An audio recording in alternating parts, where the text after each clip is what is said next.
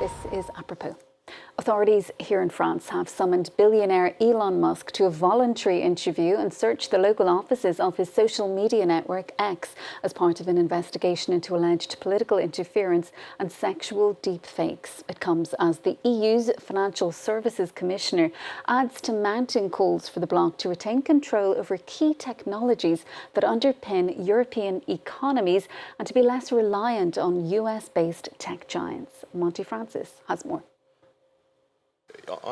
When the European Union slapped Elon Musk's company X with a €120 million fine last December for violating the bloc's Digital Services Act, the world's richest man supercharged his feud with the bloc by posting, "The EU should be abolished and sovereignty returned to individual countries." There's no sign the EU or its members mean to back down. On Tuesday, French prosecutors executed a search warrant of X's Paris offices and summoned Musk to a voluntary hearing in connection with a long list of accusations involving Grok, X's AI agent. The clash is part of a wider dispute over how the EU regulates U.S. tech companies such as Amazon, Apple, Meta, and Google. The bloc sees its dependence on these American tech giants as a liability. First, when it comes to the protection of data, given that many EU governments use the platforms and given the White House has threatened to use every tool at its disposal to go after the bloc over its regulation of big tech. Another liability involves the global reliance on U.S. payment systems to make all sorts of financial transactions.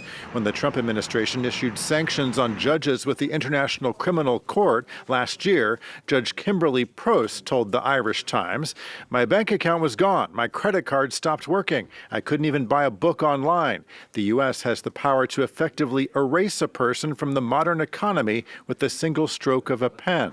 EU member states are taking the initial steps to pull back from U.S. tech. The French government recently announced it was ditching U.S. video conferencing tools such as Zoom and Teams and instead using its own alternative. Germany is in the process of doing the same.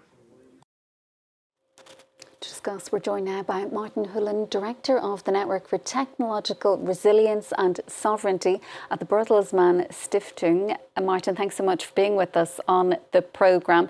The EU's Financial Services Commissioner adding to mounting calls here in Europe for Brussels really to start having more control over the kind of technologies that are underpinning institutions and economies here. How exactly can this be achieved, though, given how dominant the US tech giants actually are? Yes, thank you for having me. It really is a question of mindset in many ways, because the many examples you've just mentioned are very much linked to this realization in Europe that our economies and societies depend on this digital backbone, that in many cases, once we start mapping those dependencies, actually are not fully under our control, nor give us the agency to also have them aligned with the values that we hold dear, like transparency, democracy, but also freedom. And henceforth, it really is first the realization that we need. And now, under also this external pressure and the starting also political coercion, now it's a real opportunity for Europe to looking into not only finding alternatives, but actually strategizing on how we would like to have technology serve societies and not the other way around. Talk to us a little bit then about what the fear actually is here. When we hear a French minister, for example, saying that Europe can't risk having its scientific exchanges and innovations exposed to non-European actors, what exactly does he think that the US, for example, might do with this information? As of right now, we are seeing a big AI race that also is part of a Chinese and US geopolitical rivalry. And if we look a little bit beyond the AI, the generative AI applications that many of us are familiar, like ChatGPT and others, and look into how these systems actually are trained, then we are suddenly realizing a big race towards mining the most valuable data. And there's a very interesting example of what happened during the trade agreement, for example, in the United Kingdom where as part of the deal, the access to the NHS, so to the health data of the UK population was one of the important pieces of the agreement. Why? Because it will also give unfettered access and a competitive advantage to those AI companies that then will try to train based on this health data solutions that then might be sold back to users across Europe and the world. And is it possible to become completely independent, do you think, of the American tech giants? Are there really, on a practical level, viable European alternatives? And do they work as well as their US counterparts, so to speak?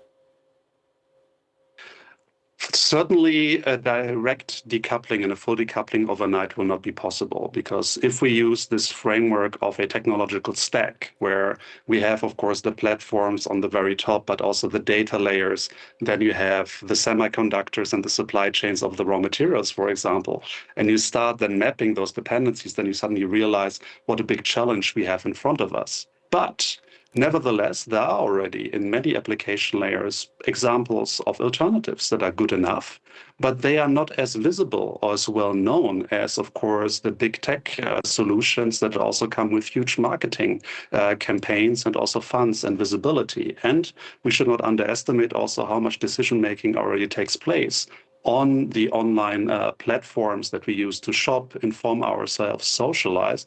Henceforth, it's not a level playing field. And this is why also in Europe, there's a renewed debate right now around the notion of public procurement, also to be leveraged for European alternatives. And at the same time, also, we need to be very strategic in focusing on reducing our dependencies in critical infrastructure that sustains our societies and also our governments at this stage, because certainly the risk of coercion and the risk of also political intermingling is very big, as we've seen not only since the Greenland situation a couple of weeks ago. So we see European government institutions seeking to reduce their use of these American digital services. Is this something that individuals should be thinking about as well, do you believe? For example, civil servants in France, in other countries also, they're being told that they're going to have to stop using the likes of Zoom and Microsoft Teams for work purposes. But should we all be starting to do this a little bit more in our private lives as well? What I would like to say is that this is about training our resilience muscle as well. Because with any good manager or any kind of question of dependencies, it's all about knowing how alternatives might function, being aware that there might be another way of using a video communication tool or an alternative to the office suite that we all, of course, have been socialized on top. But training this muscle of maybe trying out something else, which might not be that convenient in the short term, but knowing that if for whatever reason suddenly we no longer have access to this, that we know there is an alternative to it. This is already something worth having in the back of our minds. And this is really all about resilience and also capability to react in case we suddenly no longer might have access to these types of solutions. And at the same time, this is also a chance, I think, that many of us should realize, because over the past 10 years, more and more functionality was moving into the cloud. It was a very convenient way also for companies to digitize, only to then realize that they were confronted with big lock-in effects. And once you are not that capable any longer of leaving, this golden cage, then the price hikes can start, and also the utilization of this data in a way that you might not have actually wanted to have in the first place.